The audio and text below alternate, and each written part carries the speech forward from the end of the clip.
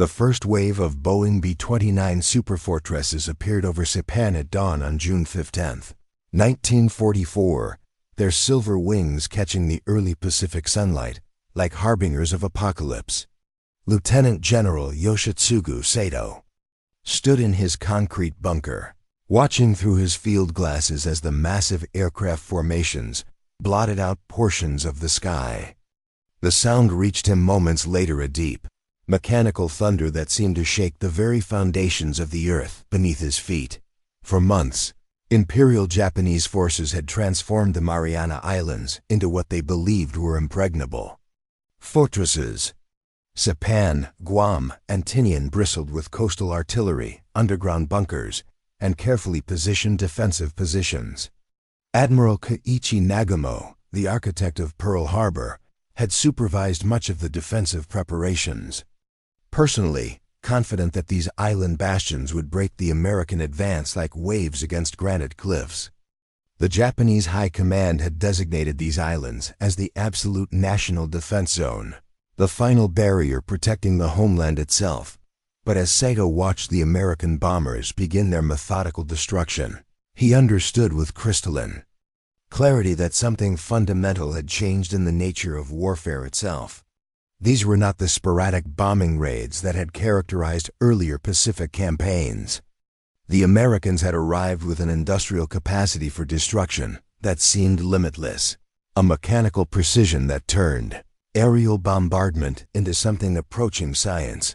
The first bombs fell at precisely 0700 hours, striking the coastal gun emplacements with devastating accuracy. Each explosion sent columns of dirt, concrete, and twisted metal spiraling into the morning air. Radio communications from forward positions began reporting direct hits on ammunition, depots, command bunkers, and troop concentrations. The Americans had clearly spent months studying aerial reconnaissance photographs, identifying every significant defensive position with methodical thoroughness. What struck Sato most profoundly was not simply the intensity of the bombardment, but its relentless continuity. As the first wave of bombers completed their runs and turned eastward toward their carrier groups, a second formation was already approaching from the horizon. Then a third. The Americans had created a conveyor belt of destruction, a systematic process that would continue hour after hour, day after day, grinding down Japanese defenses through sheer mechanical persistence. The strategy represented a fundamental shift in American Pacific doctrine.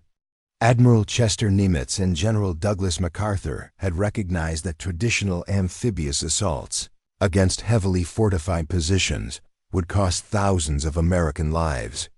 Instead, they had chosen to leverage America's overwhelming industrial advantage, using sustained aerial bombardment to systematically destroy Japanese defensive capabilities before ground forces ever set foot on contested beaches. By mid-morning, Sato's communications network had been largely severed.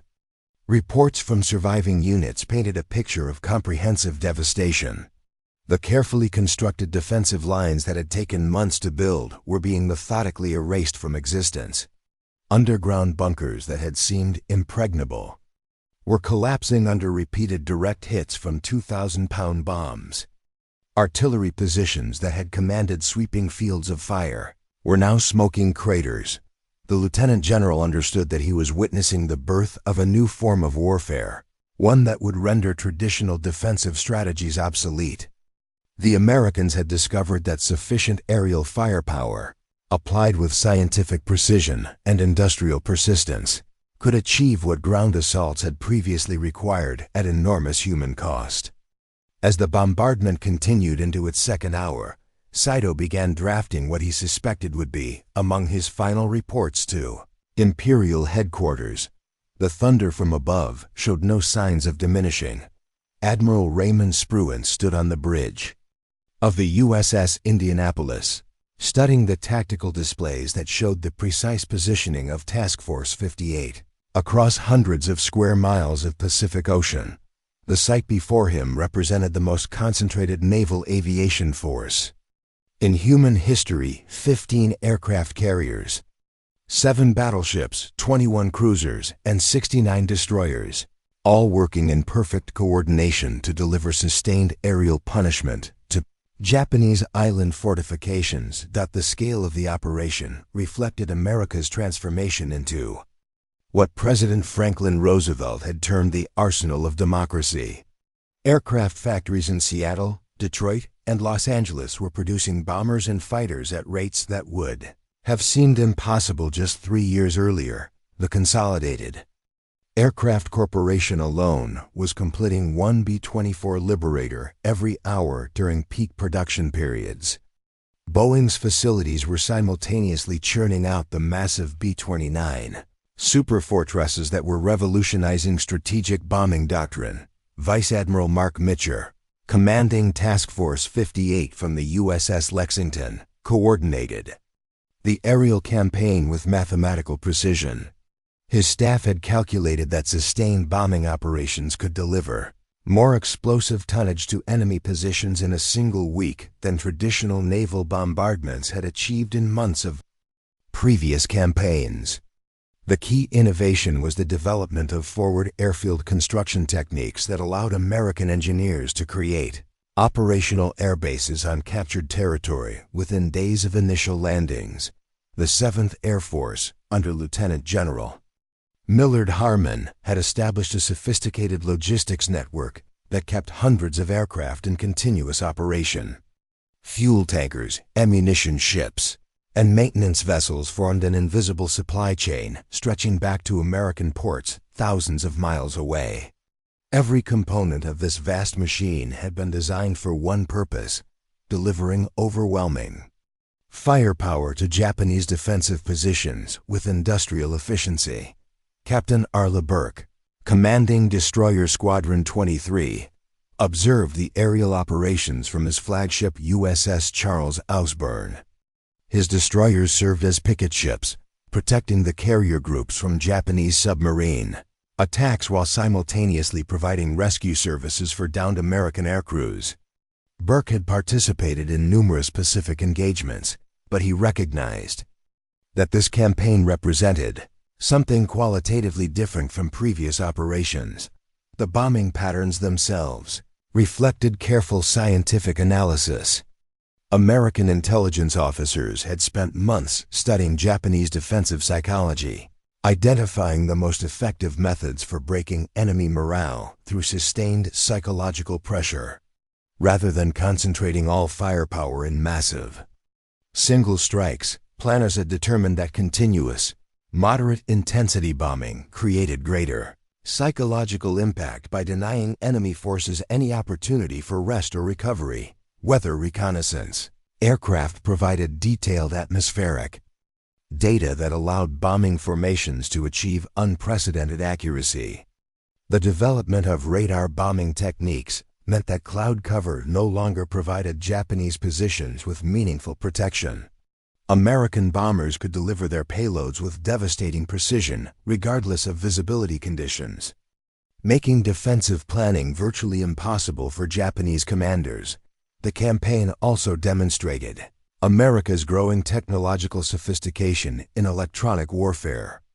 Radio intercept stations monitored Japanese communications, providing real-time intelligence about enemy troop movements and defensive preparations.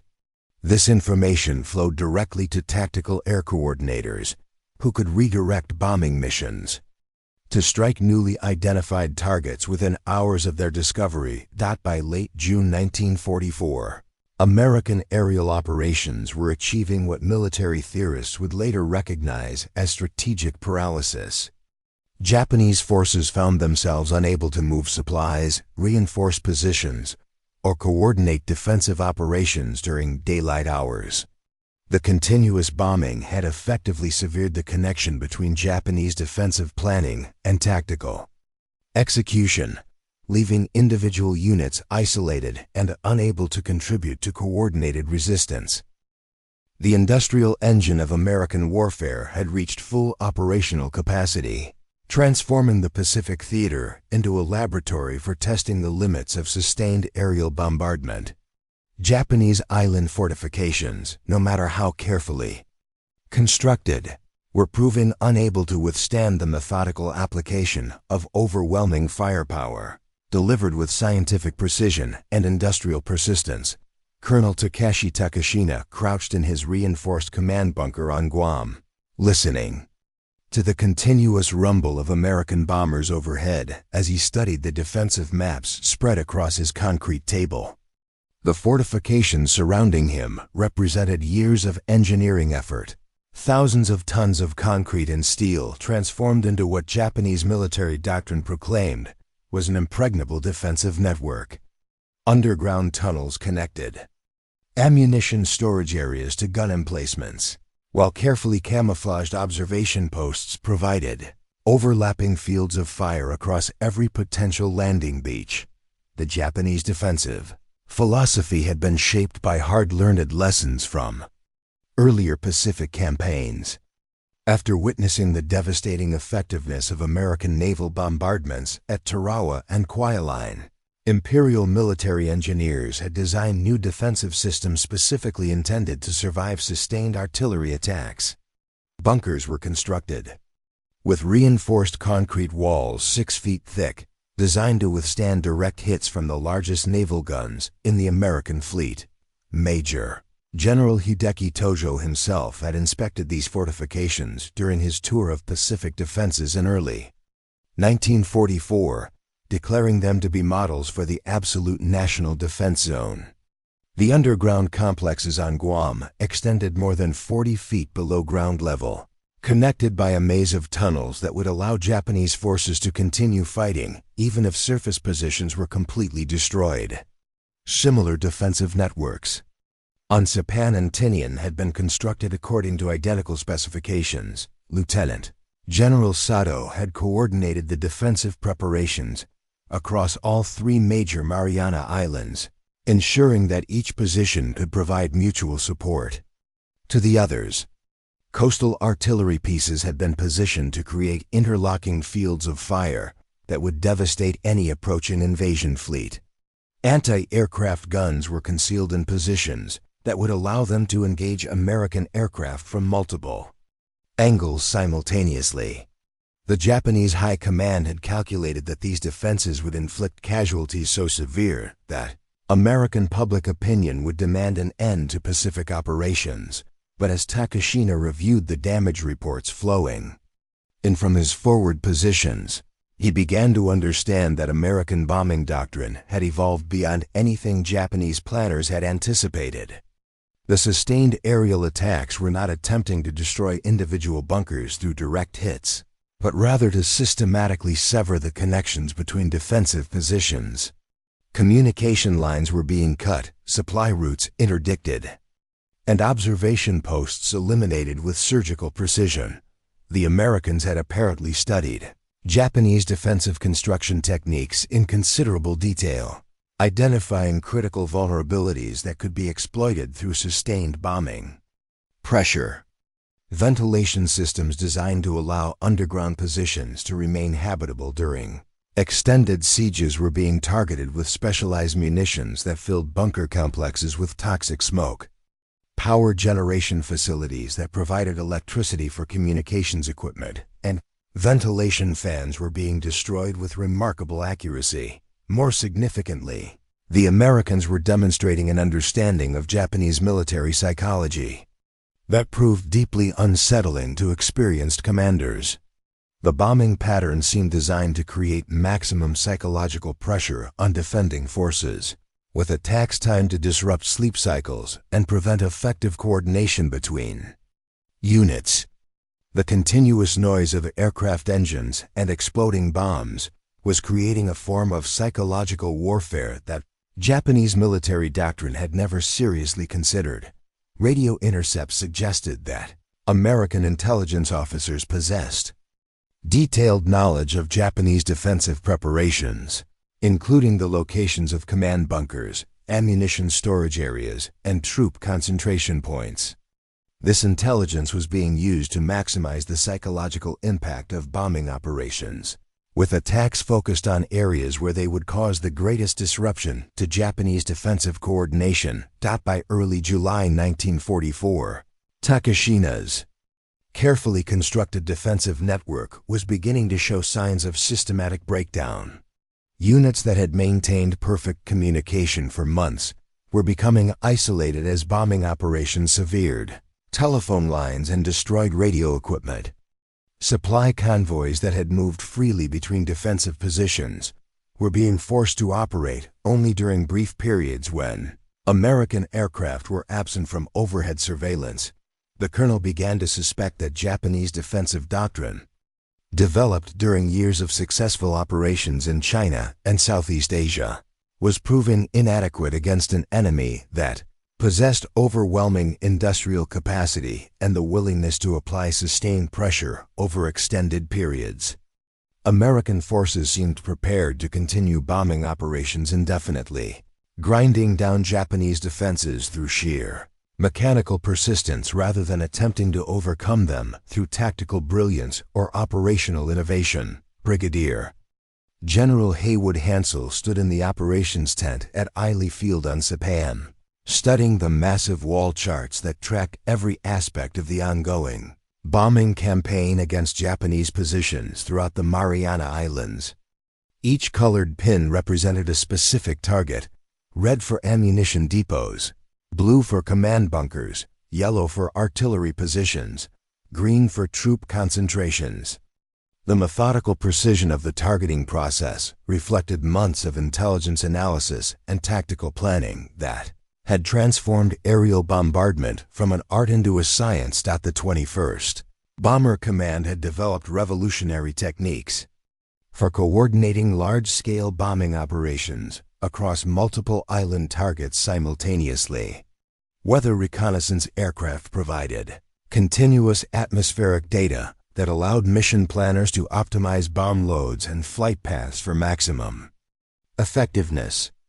Navigation specialists had calculated precise approach routes that would minimize exposure to Japanese anti-aircraft fire while ensuring optimal bombing accuracy. Intelligence officers had created detailed three-dimensional models of Japanese defensive positions using aerial photography, captured documents, and information provided by native islanders who had escaped Japanese-controlled territory.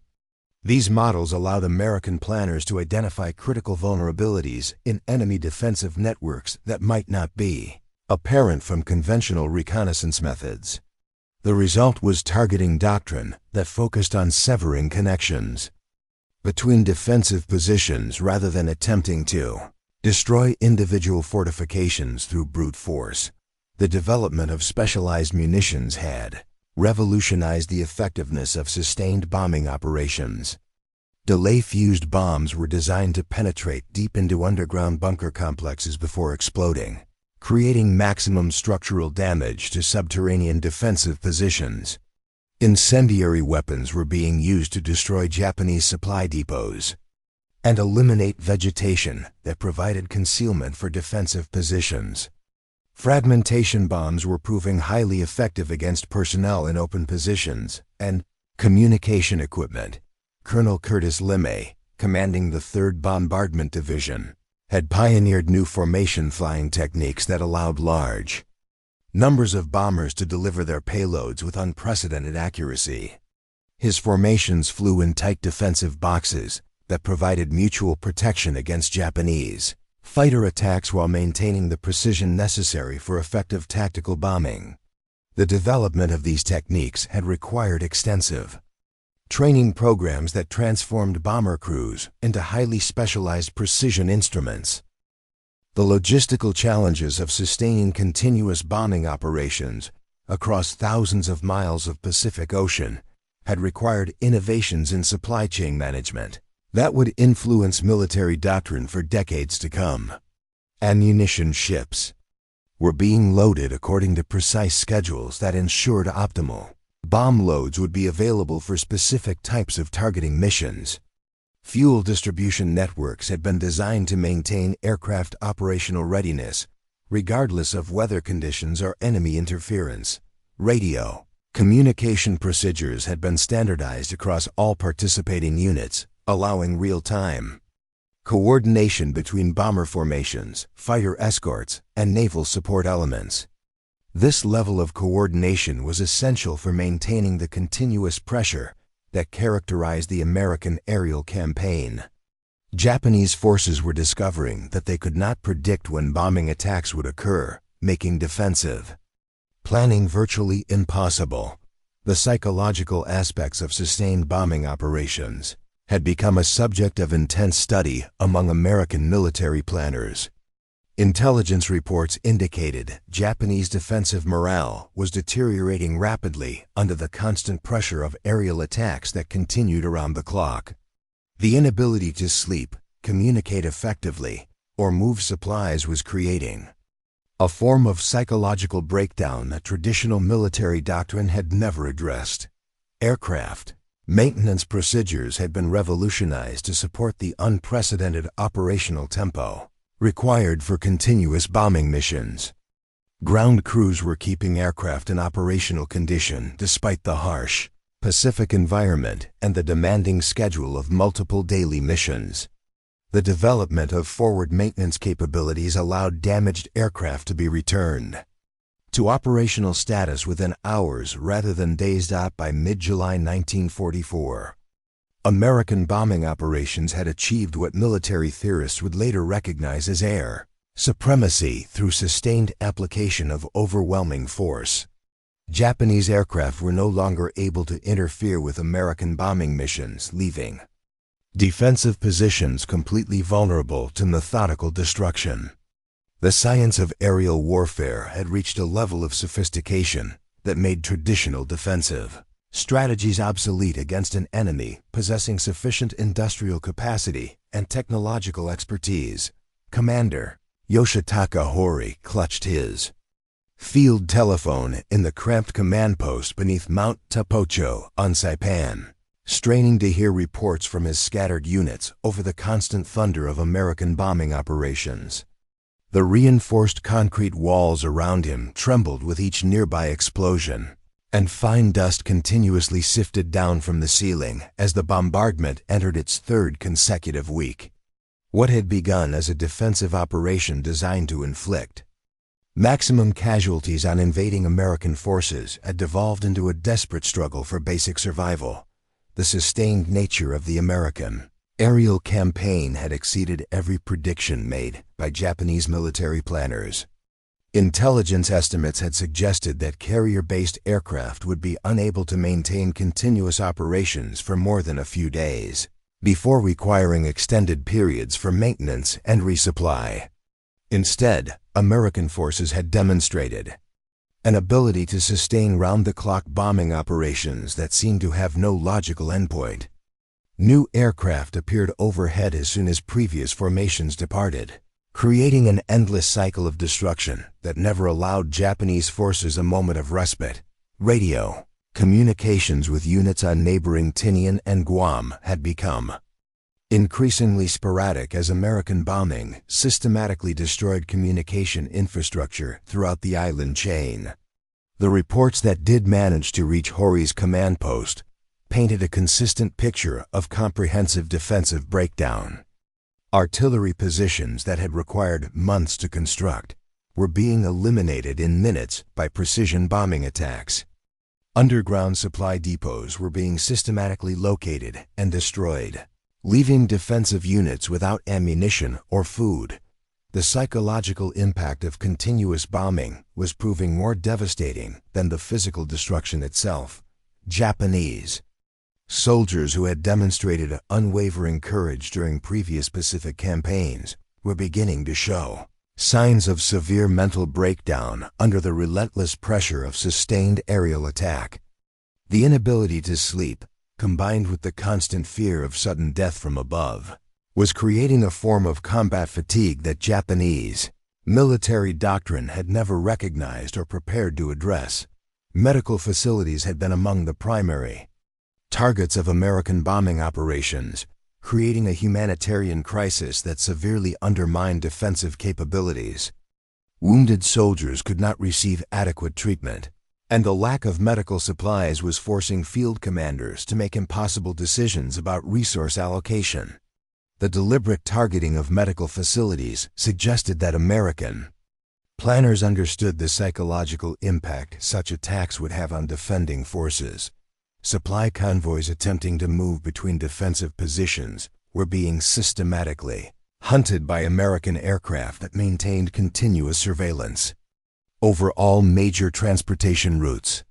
Trucks, carts, and even individual soldiers carrying supplies were being attacked with machine gun fire and small bombs that made daytime movement virtually impossible. Night operations provided only limited relief, as American forces had demonstrated. Increasingly sophisticated night fighting capabilities, the precision of American bombing operations suggested access to intelligence information that Japanese security measures should have prevented. Newly constructed defensive positions were being attacked within hours of completion, indicating that American reconnaissance capabilities had reached unprecedented levels of effectiveness. Hidden ammunition depots that had been camouflaged according to the most sophisticated concealment techniques were being located and destroyed with remarkable accuracy. Construction of new defensive positions had become virtually impossible under the constant threat of aerial attack. Engineering units attempting to build additional bunkers or repair damaged fortifications were being targeted immediately by American aircraft that seemed to maintain constant observation of all Japanese activities. The inability to reinforce or repair defensive positions meant that each successful American bombing attack created permanent degradation of Japanese defensive capabilities. Food distribution had become a critical problem as American bombing operations systematically destroyed storage facilities and transportation networks. Japanese soldiers were being forced to subsist on emergency rations while simultaneously maintaining intensive defensive operations. The combination of inadequate nutrition and constant stress was rapidly undermining the physical condition of defending forces. By late July 1944, Hori recognized that traditional defensive doctrine was proving completely inadequate against sustained aerial bombardment applied with industrial-scale persistence. The assumption that defensive positions could withstand siege conditions for extended periods had been based on historical precedents that did not account for the overwhelming firepower that modern industrial nations could bring to bear against isolated defensive positions. The islands of the Mariana Chain were being systematically reduced to rubble by an enemy that possessed both the industrial capacity and the strategic patience to continue bombing operations indefinitely. Admiral Keiichi Nagamo sat in his heavily fortified command bunker on Saipan, reviewing the increasingly desperate situation. Reports that continued to arrive from defensive positions throughout the Mariana Islands. The hero of Pearl Harbor, who had once commanded the most powerful naval aviation force in the world, now found himself helpless against an American aerial campaign that had reached levels of intensity and persistence that seemed to defy rational explanation. The continuous bombing had entered its fourth week, showing no signs of diminishing while systematically destroying every aspect of Japanese defensive capability. The strategic situation had deteriorated beyond any scenario considered by Imperial General Headquarters during their most pessimistic planning sessions. American forces had demonstrated an ability to sustain bombing operations at levels that exceeded Japanese industrial capacity to repair or replace damaged defensive positions. Each day brought new reports of ammunition depots destroyed, communication systems severed, and defensive positions reduced to smoking rubble by the methodical application of overwhelming aerial firepower. Intelligence reports from Tokyo indicated that similar bombing campaigns were being prepared against other Japanese defensive positions throughout the Pacific theater. The Americans had apparently developed a systematic approach to reducing island fortifications that could be applied repeatedly against any Japanese defensive position, regardless of its apparent strength or strategic importance. The implications for Japan's overall defensive strategy were becoming increasingly clear and deeply troubling. Lieutenant General Saito's final radio transmission from his command post had been received 3 days earlier. REPORTING that organized defensive operations on Saipan were no longer possible due to the complete breakdown of communication networks and supply systems. His forces had been reduced to isolated pockets of resistance that could neither coordinate their activities nor receive reinforcement from neighboring positions. The carefully planned defensive network that had taken years to construct had been systematically dismantled in less than a month of sustained bombing. The situation on Tinian and Guam appeared equally desperate based on the fragmentary reports that continued to reach Nagumo's headquarters.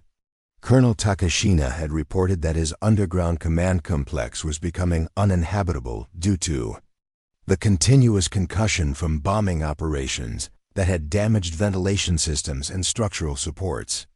Water supplies had been contaminated by debris from damaged installations, and medical facilities had been completely destroyed by precision bombing attacks.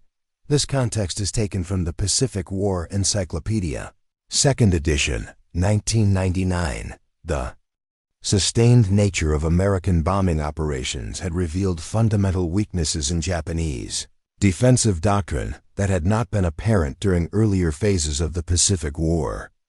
The assumption that defensive positions could withstand siege conditions indefinitely had been based on historical precedents that did not account for the industrial capacity of modern democratic nations committed to total warfare. American forces possessed both the technological sophistication and the industrial resources necessary to continue bombing operations at unprecedented levels of intensity for extended periods. Radio intercepts suggested that American planners were using the Mariana Islands campaign as a testing ground for bombing techniques that would subsequently be applied against other Japanese defensive positions throughout the Pacific theater. The systematic nature of the bombardment, combined with its obvious effectiveness against heavily fortified positions, indicated that American military doctrine had evolved to incorporate sustained aerial bombardment as a primary strategic weapon rather than merely a tactical support element.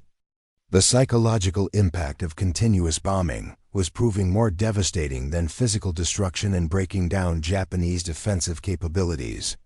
Reports from surviving unit commanders consistently described severe morale problems among troops who had previously demonstrated exceptional courage and determination. The inability to sleep, combined with the constant threat of sudden death from aerial attack, was creating psychological conditions that traditional military training had not prepared Japanese soldiers to handle. Naval aviation units that had survived the initial phases of the American campaign were being systematically hunted down and destroyed by American aircraft that maintained continuous air superiority over the entire Mariana Island chain. Japanese fighter aircraft attempting to interfere with bombing operations were being shot down at rates that made sustained air defense operations impossible. The loss of air cover had left Japanese ground forces completely vulnerable to attack from above without any means of retaliation. By early August 1944, Nagumo understood that the Mariana Islands would fall to American forces regardless of the courage and determination demonstrated by Japanese defenders.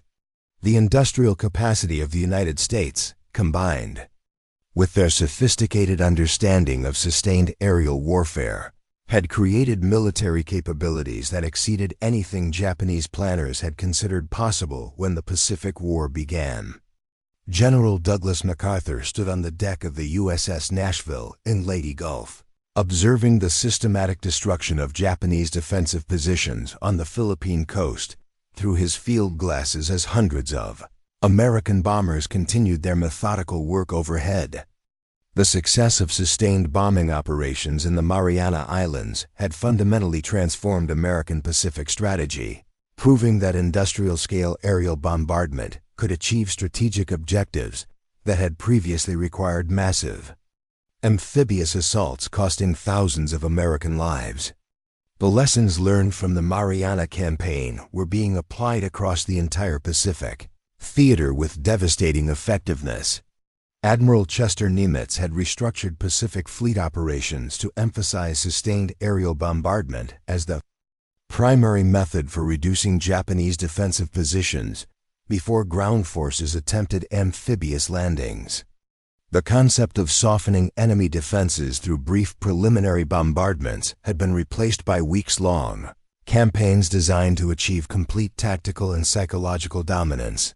Lieutenant General Curtis LeMay, now commanding the 21st Bomber Command, had refined bombing techniques developed during the Mariana operations into a systematic approach that could be applied against any Japanese defensive position, regardless of its apparent strength or strategic importance. His bomber formations were achieving levels of accuracy and sustained operational tempo that exceeded the most optimistic predictions made by pre-war aviation theorists.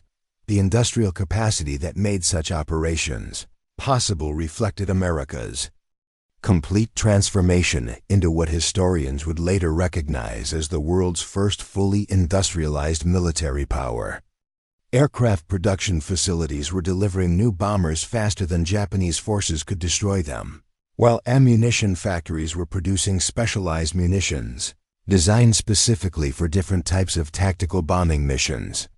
The logistical network supporting Pacific operations had reached levels of sophistication that allowed continuous resupply of forward air bases, regardless of weather conditions or enemy interference.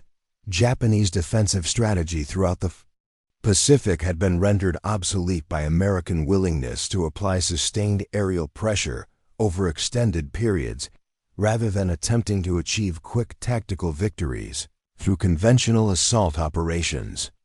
Intelligence reports from captured enemy documents revealed that Japanese military planners had never seriously considered the possibility that American forces would possess both the industrial capacity and the strategic patience necessary to continue bombing operations at unprecedented levels of intensity for weeks or months.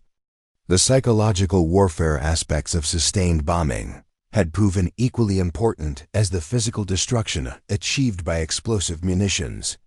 Japanese forces that had demonstrated exceptional courage during conventional military operations were experiencing severe morale breakdown when subjected to continuous aerial bombardment that prevented sleep, severed communications, and created constant fear of sudden death from above. American psychological warfare specialists were studying these effects to develop even more effective techniques for future operations. Admiral William Halsey's Third Fleet had demonstrated that carrier-based aviation could maintain continuous operational readiness for extended periods through innovative maintenance procedures and supply chain management techniques. The traditional assumption that naval aviation was limited to brief, intensive operations had been proven completely false by American willingness to invest the industrial resources necessary to sustain carrier operations at unprecedented levels of activity. The technological sophistication of American bombing operations had reached levels that made effective Japanese countermeasures virtually impossible.